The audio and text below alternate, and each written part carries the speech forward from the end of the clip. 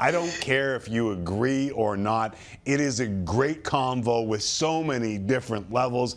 I'll start with this. It's not the first time that Matthews has been challenged and he just chuckled and has had people pissed off before. It happened in the bubble. Ben Sherratt, a lot of people saw this. And about a year after his wrist surgery, I think there's a fine line for this one with Konechny for sure. But as I told you a week ago, after the Winnipeg Jets game, I told you that I thought without real tough guys on the ice for the Toronto Maple Leafs that Matthews and Marner might have to take things into their own hands. And like Rupp, I wasn't saying that he needs to throw hands, but I did say he may need to cross-check someone in the face. Now, the interesting thing to me is the part about the rest of the dressing room growing tired of the smirk. And Rupp would know more about that than me, of course. I will say this. There has still got to be some concern for the surgically repaired wrist.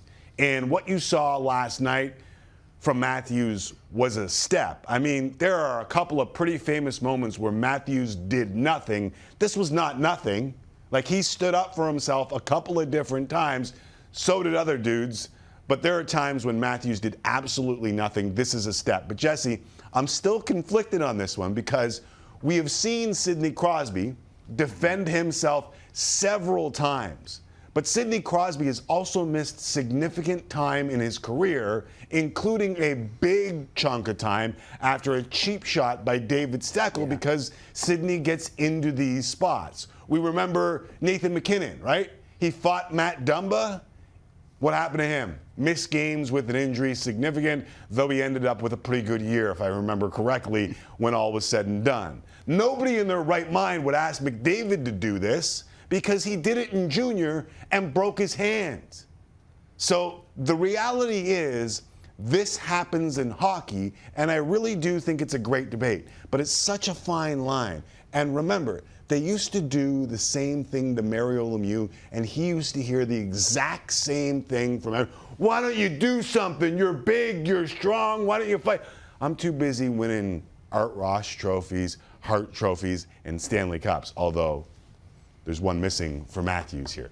The troubling part for me, the most troubling part for me, as opposed to Rupp, and the reason I said just over a week ago that Matthews is going to have to cross-check somebody in the face is that a 5'10", 175-pound skill guy, a feisty skill guy, but a skill guy, a 5'10", 175-pound skill guy, feels comfortable going after and challenging the reigning Hart Trophy winner to a fight.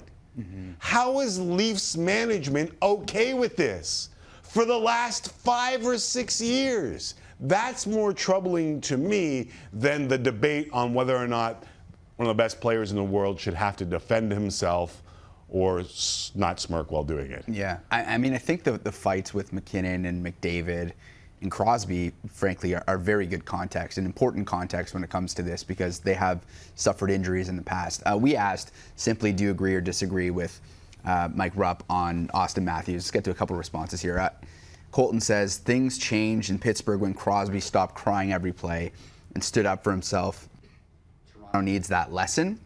Eric Engels wrote and said, 100% agree with Rupp, and I texted his video to a few NHL players on other teams, and they felt the analysis was bang on.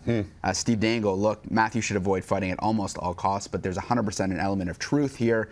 One day there won't be an Igor Zamula to latch onto. Someone's going to drop the gloves and your teammates are preoccupied. Now what? But he'll fight then.